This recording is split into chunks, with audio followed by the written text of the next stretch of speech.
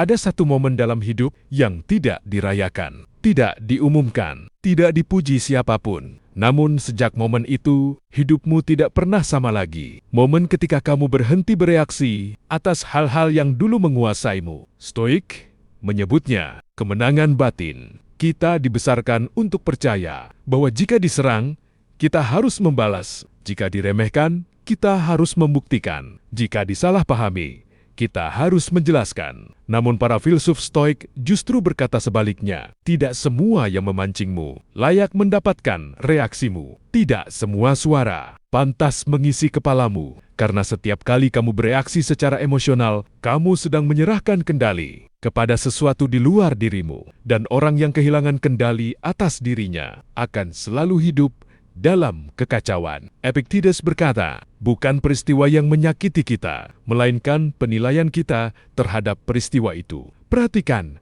betapa sering hidupmu terkuras, bukan oleh masalah besar, tetapi oleh hal-hal sepele, komentar orang, sindiran kecil, pandangan merendahkan. Masalahnya bukan pada dunia, masalahnya pada izin yang kita berikan kepada dunia untuk mengganggu kedamaian kita. Stoik tidak mengajarkan untuk menghindar dari hidup. Mereka mengajarkan menguasai diri. Di tengah hidup ada perbedaan besar antara orang yang diam karena takut dan orang yang diam karena sadar. Yang pertama, menahan diri karena lemah. Yang kedua, menahan diri karena kuat. Marcus Aurelius, seorang kaisar, menulis, di tengah peperangan, kamu selalu memiliki pilihan untuk tidak terganggu. Bayangkan, itu di tengah kekuasaan, konflik, dan tekanan. Ia justru memilih ketenangan, bukan karena dunia ramah, tetapi karena jiwanya tertata. Banyak orang hari ini ingin terlihat kuat. Sedikit yang mau benar-benar menjadi kuat,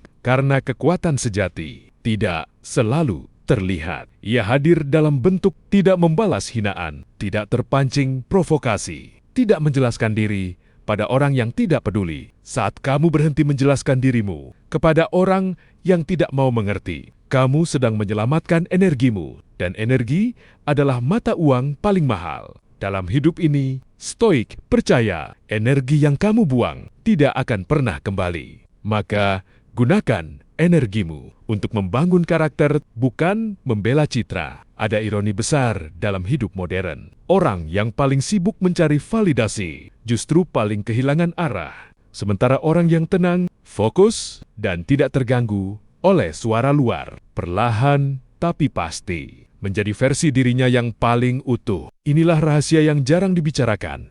Ketika kamu tidak bereaksi, orang lain mulai kehilangan kendali atasmu. Provokasi gagal, drama berhenti, permainan psikologis runtuh. Karena permainan hanya bekerja jika kamu ikut bermain. Stoik mengajarkan satu sikap radikal. Pilih pertempuranmu dengan bijak. Tidak semua kebenaran harus diucapkan. Tidak semua kesalahan harus diluruskan. Tidak semua kebodohan harus dilawan. Kadang, ketenanganmu adalah jawaban terbaik. Bukan karena kamu tidak mampu bicara, tetapi karena kamu memilih untuk tidak mengotori jiwamu. Seneca berkata, orang yang marah telah lupa siapa dirinya. Marah membuatmu bereaksi. Reaksi membuatmu ceroboh.